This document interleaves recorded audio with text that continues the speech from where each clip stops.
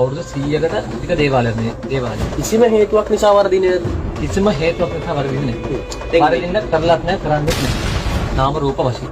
නාම රූප කාම වශයෙන්. ඒත් එක්ක එකතු වෙලා මම අවුරුදු 5ක් ඉගෙන ගත්තා. ඒ කියන්නේ අනියන් සම්බන්ධයකටම හොඳම බන්ධනය තමයි වහල් බන්ධනය කියන්නේ. අවුරුදු 5ක් තිස්සේ මහන්සි වුණේ මේ වැඩේට. දැන් ඔයාට දින 3යි නම් මට දින 7 වෙන්න පුළුවන්. එහෙම කාලේ තියෙනවා. මිනිහලුයි දෙහිගෙදකින් තමයි මම එක් කරන්නේ.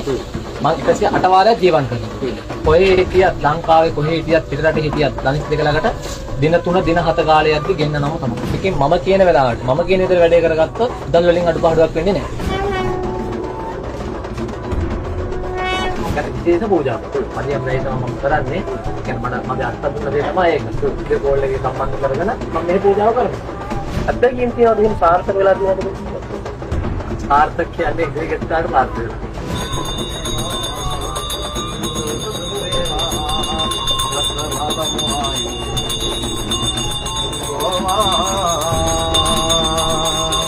දෙපොඩ් සාමිතෝ. ආයිබෝන්. ඔබතුමා වැඩි වයසක නැහැ. නමුත් අපි දන්න විදිහට අපිට ආරංචි වෙච්ච විදිහට ඔබතුමා මේ පාරම්පරික ශාස්ත්‍රයේ ඉදිරියට ගෙන යන තාම වෙහෙස ගන්න කෙනෙක්. ඒක නිසා අපි අද ඔබතුමාත් එක්ක මේ විදිහට කතා කරන්න හිතුවේ. සාමිතෝ මෙහෙම පටන් ගමුකෝ. ඔබතුමාට වැඩි වයසක් අපේන්නේ තාම තරුණ අවදී පසු වෙන කෙනෙක්. කොහොමද මේ ශාස්ත්‍රයට එන්නේ? කොච්චර කාලයක් වෙනවද මේකට ඇවිල්ලා? මේ ශාස්ත්‍රයට ඇවිල්ලා අවුරුදු 15ක් විතර වෙනවා. මම නෙවෙයි මීට කලින් මේ දේවාල කරේ මගේ අත්තා. මේ දේවාල පරණ දේවාලයක්. අවුරුදු 100කට අධික දේවාලයක් මේ දේවාලය. ඒතර පරණයි. ඔව්. ඉතින් මට මේ දායාද ලැබුණේ මගේ අත්තාගෙන්. අවසින් දෙකෙන් පොලිස් කෙනෙක් නෙවෙයි මම. අවුරුදු 5ක් මම ඉගෙන ගත්තා. අත්තත් එක්ක එකතු වෙලා මම අවුරුදු 5ක් ඉගෙන ගත්තා. කෙනෙක් අර කෙටි කාලේ නෙවෙයි හරියටම මේක කියලා දුන්නා. ඔව්. අකුරට මගේ අත්තා මට මේක කියලා දුන්නා. වශී ගුරුකම් කියන ශාස්ත්‍රය ගත්තොත් මේකනේ අද බොහෝ දෙනෙකු කතා කරන මාතෘකාව.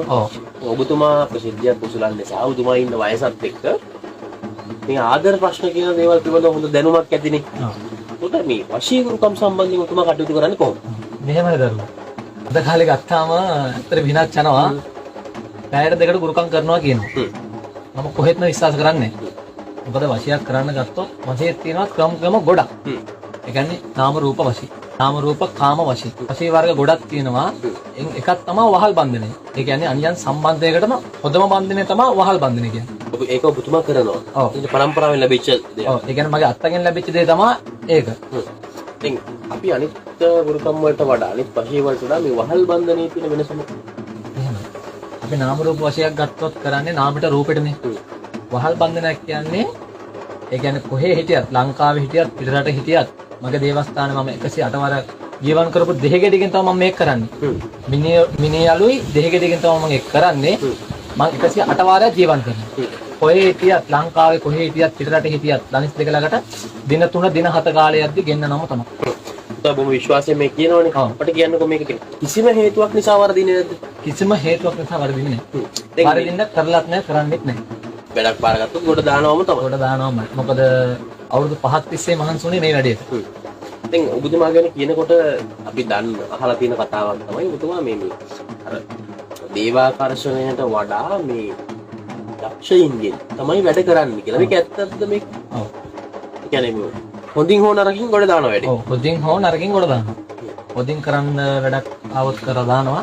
නරක පැත්තටත් එහෙම තමයි. ඒ කියන්නේ මේක ගොඩ දාන්නම බෑ කියලා කිව්වොත් නරකින් හරි මේක ගොඩ දානවා. නරකින් හරි කරනවා. වශී ගුරුකමක් හරියන්නේ කොච්චර කාලයක් යනවද? මෙහෙමයි දරුවෝ. දින 3 තියෙනවා, දින 7 තියෙනවා, දින 9 තියෙනවා. ඒ කියන්නේ එක්කෙනාගෙන් එක්කෙනාට වෙනස්. මොකද ගහපල තියෙන්න පුළුවන්, ගහ දෝෂ තියෙන්න පුළුවන්. එහෙනම් ඔයාට දින 3යි නම් මට දින 7 වෙන්න පුළුවන්. එහෙම කාලේ තියෙනවා. සාමිතුමා මේ ඔබට අත්දැකීම් තිබුණට කතා කරනවා. ඉතින් ලංකාවේ පමණක් නෙවෙයි විදේශගත ප්‍රජාවක් ඉන්නවා. විදේශගත අය අනන්ත රවට්ටනවා මේක මෙහෙම කරලා දෙන්නම්, පැයෙන් කරලා දෙන්නම්, දෙකකින් කරලා දෙන්නම් කියලා රවට්ටනවා. සල්ලි අරගෙන. මිනිස්සුන්ට ගුරුකම් පිළිබඳව තියෙන විශ්වාසයත් නැති වෙලා තියෙනවා. මට කියන්න දැන් ලංකාවේ කෙනෙක්ට ඔය කියන එක හරිය කියමුකෝ. මොහොතෙන් එතර කෙනෙක්ටත් ඔය බලය ඔය විදිහටම තියෙනවා. ඔව් මෙහෙමයි. මොහොතෙන් එතර මම කරන්නේ වශයෙන් කාටු වශයෙන් කාම බන්ධනය තමයි මම කරන්නේ. يعني කාටු වශයෙන් කාම බන්ධනය. ඒ කියන්නේ මොහොතෙන් පිටරට ඉන්න කෙනෙක්. දැන් ලංකාවේ කෙනෙක් නම් මගේ දේවස්ථානට ඇවිල්ලා මාත් එක්ක වැඩ කරන්න පුළුවන්. විශේෂිත ක්‍රමයක් තියෙනවා. අපි අහන්නේ ඔබතුමාගෙන් මේකේ මොකද්ද කියන එක ඔබතුමාට සම්කිසි රහස් කොටස් ටිකක් ඇතිනේ මේ ශාස්ත්‍රයේ. විදේශගත කෙනෙක් ඔබතුමාට කතා කරොත් මොන වගේ තොරතුරුද ඔබතුමාට ලබා දෙන්න ඕනේ? එහෙමයි. මට නම් දෙක ඕනි. ෆොටෝ දෙක ඕනි. වඩාත් හොඳයි ලග්න දෙක තියෙනවා. ඔබතුමා කතා කරද්දි කිව්වේ ආදර ප්‍රශ්න තමයි වැඩිපුරම එන්නේ කියන කතාවනේ. දැන් අනියම් සම්බන්ධතා කියන ඒවා සමාජයේ තියෙනවනේ. විදේශ කතායට එන්න පුළුවන්. සමහරු මේ ලබා දෙන ෆොටෝ ඡායාරූප ප්‍රසිද්ධ කරලා පෞද්ගලිකත්වය නැති කරනවා. ඉතින් මේ අර අනියම් සම්බන්ධතා ගැටලු වලට ඔබතුමා කොහොමද ඒටක් වෙන්නේ? ලංකාවේ කෙනෙක් නම් මගේ දේවාලට ඇවිල්ලා මගේ දේවාලට මම ගෙන්නනවා. කෝල් වලින් වීඩියෝ කෝල් වලින් අරන් පෙන්නන්නේ නැහැ. ලංකාවේ වුණා මගේ දේවාලට ඇවිල්ලා ගෙන්නලා හරි ප්‍රශ්නේ අහනවා. කෙලින් ප්‍රශ්නේ අහලා හරි දෙයට උත්තරේ දෙනවා. වැඩි සාධාරණ නම් කරගන්න පුළුවන්. දැන් ඔබතුමාට ලබා දෙන ඡායාරූප ඔබතුමා රොන්දු වෙනවද සහතික වෙනවද මේ කොහේවත් ප්‍රසිද්ධ වෙන්නේ නැහැ කියන්නේ. ඔව් ඉතින් මොකද මම මේක බිස්නස් එකක් නෙමෙයි කරන්නේ. මේක මගේ අත්දැකීම් ලැබිච්ච දෙයක්. මේක අත්තමට අවුරුදු 5ක් කියලා දුන්නේ මේක මට බිස්නස් එකක් කරගෙන මගේ කරගෙන යන්න නෙමෙයි. මේක අපේ පරම්පරාවෙන් එන එකක්. අපි මිනිස්සුන්ට රොඩි දහන් තමයි කරන්නේ. අම්මා තාත්තා අත්තා පරම්පරාව අත්තා මුත්තා කිරිගිත්ත කිරිගහම කිරිගිත්ත ඒ කාලේ ඉඳන් එන දේවාලයක් තමයි මේ දේවාලය. ඔබතුමා අපිට මේ වැඩසටහනට පටන් ගන්න කලින් කිව්වා අපේ පරම්පරාවටම ආවෙනික යම් යම් දේවල් තියෙනවා. ඒවා මම කරගෙන එනවා කියලා. දැන් ඔබතුමා කිව්වා මේ දියුණු වෙන්න කැමති. දියුණුව අඩාල වෙලා තියෙන. ජීවිතේ උතමිට මුදල් ගැවසෙනවට කැමති කම්මැලි නැති අය වෙනුවෙන් මම පොඩි සේවයක් කරනවා කියලා. අපි ඒ ගැන මතක් කරමු. මේ තියෙන දරුවෝ මම ඔයාලට කිව්ව විස්තරය. මේ තමයි ධන සිද්ධි තෙල. ඒ කියන්නේ මේක මගේ අත්ත දුන්න පුරාණ ඒ කාලේ තමයි පැවිදිම නේදත්තා මේක. ඒක සාමාන්‍යයෙන් ඔබ කිව්වා වගේ දැන් මේ තෙලින් මොකක්ද ගන්න පුළුවන් ප්‍රයෝජනය? සාමාන්‍යයෙන් හිතන්නකෝ අද කාලේ ගත්තාම ඔයා ගෙදර කියලා හිතන්නකෝ. මිල මුදල් රැඳී පවතින්නේ නැහැ. කරන කෙනෙක් කිසි දෙයක් හරියන්නේ නැහැ. ඒ වගේ දෙයකට තමයි මෙන්න මේ තෙල පාවිච්චි කරන්නේ. මුදල් ආකර්ෂණයට. ඔව්. ඒකෙන් මම කියන වෙලාවට මම කියන විදිහට වැඩේ කරගත්තොත් මුදල් වලින් අඩුපාඩුවක් වෙන්නේ නැහැ. ඒක බොහොම පොඩ්ඩයි නේ සාමිතුමා තියෙන්නේ. කුඩි ප්‍රමාණයක් තමයි දෙන්නේ. මොකද මේක මම මුට්ටි ගණන් බැරල් ගණන් හදලා නැහැ. එහෙම හදන්න බැරිද එහෙම? එහෙම හදන්න බෑ. ඒක හදන්නේ රන් තැබිලි ගෙඩේකින් තමයි හදන්නේ. දැන් මට මෙහිම ප්‍රශ්නයක් අහන්න තියෙනවා. දැන් විදේශගත කෙනෙක් නරඹනවා නම් එයාට මේකෙන් පිටක් ගන්න බැරිද? සාමාන්‍යයෙන් එයා පිටරට හිටියට එයා ගෙදර තියෙන ලංකාවේනේ. ඒ ගෙදර කට්ටියට ඇවිල්ලා මේක ඇවිල්ලා අරන් යන්න පුළුවන්. අවශ්‍ය කෙනෙක් ඉන්නවා නම් ඒකත් කතා කරලා ඉල්ල ගන්න පුළුවන්. මෙතුමා ඒකට එහෙම මුදල් ණය කිරීමක් නැහැ. අවශ්‍ය පිළිවෙත් ටික මෙතුමාගෙන් දැනගන්න පුළුවන්. වශී වලට අමතරව මොන වගේ දේවල්ද ඔබතුමා තව සිද්ධ කරන්නේ? එහෙමයි. ගෙවල් දොරවල් ආරක්ෂා කරනවා. නිවින කොට වෙන කපනවා. නඩු හබ ජය.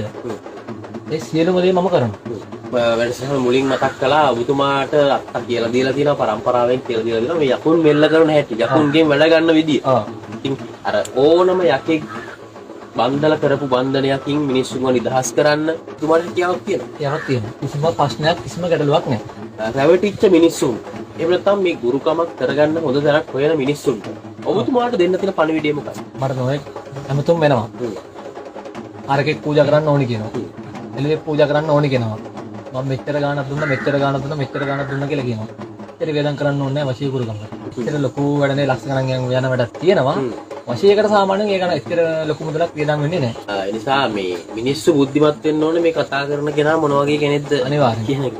දැන් මේ වැඩසටහන නරඹලා ඔබතුමාගේ පැහැදීමක් ඇති වෙලා කෙනෙක් කතා කරොත් දුරකථන ඔබතුමාත් දුන්නොත් අපි කොහොමද කියන්නේ මේ ඔබතුමාම ඒක කතා කරන්නේ? අජීවී කෝල්ලක් ගන්නවා. ඉතින් මේ කතා කරන ඔබතුමාම තමයි වැඩ කරන්නේ. 365 දවසම මට කෝල්ලක් ගත්තොත් මම තමයි ඉන්නේ. අපි බලාපොරොත්තු වෙනවා මේ නරඹන මිනිස්සු ඔබතුමා මුණ ගැහෙන්න આવොත් ස්ථිරසාර විසඳුමක් පිටක් ලබා දෙයි කියලා. අනිවාර්යෙන්ම. අන්තිමට මගේ අවසාන ප්‍රශ්නේ කල කාරණාවක් ඔබතුමා එක මේ වැඩසටහන පෙර කතා කරද්දී ඔබතුමා කියපු කාරණාවක් තමයි මේ විදේශගත අයගේ දුක් කරදර වෙනුවෙන් හැම දවසකම මැදියම් රාත්‍රියේ දිව්‍ය පූජාවක් කරන එකම දේවාලය තමයි මේ දේවාලය කියලා. මේක මට පැහැදිලි නෑ. ඒ කියන්නේ විදේශගත අයගේ මොන වගේ කරදරවලටද මොකද්ද මේ පූජාව? ඒ කියන කාරණා පොඩ්ඩක් අපි පැහැදිලි කරමු මේ විදේශගත අයගේ ප්‍රශ්න සම්බන්ධව. එහෙමයි දරුවෝ. දැන් එයා වැඩ කරන ගෙදර පඩියක් හම්බෙන්නේ නැත්නම් එයාට ලංකාවට එන්න ඕනේ නම් එයාට ගොඩක් කරදරයි නම් මගේ දේවාලේ මම විශේෂ පූජාවක් කරනවා. ඒ කියන්නේ මම හිතන්නේ වෙන දේවල් වල ඒක කරනවා කියලා. ඒකට විශේෂ පූජාවක්. මදියම් රේ තමයි මම කරන්නේ. ඒ කියන්නේ මගේ අත්තා දුන්න දේ තමයි ඒක. වීඩියෝ කෝල් එකේ සම්බන්ධ කරගෙන මම මේ පූජාව කරනවා. අත්දැකීම් තියනවාද එහෙනම් සාර්ථක වෙලා තියෙනවද? සාර්ථක කියන්නේ ඉතිරිගත කාට සාර්ථක වෙනවා. කරන්න පුළුවන් නම් විතරයි වැඩේ බාර ගන්න. අපි හිතනවා ඔබට බොහෝ දේවල් දැනගන්න ලැබෙන්නේ නැති කියලා. ඔබේ කටයුත්ත හර කෙනෙක්ට බාර දෙන්න ඔබ වග බලා ගන්න. පොරුන්ට අහු වෙලා බොරුකාරයන්ට අහු වෙලා ගුරුකම් වලට බනින්න ඔබටවත් මටවත් අයිතියක් නැහැ කියන පණිවිඩය ඔබට දෙන්න. සියලු කටයුතු සාර්ථක වේවා කියලා ප්‍රාර්ථනා කරන බොහොම ස්තුතියි. ආයුබෝවන්.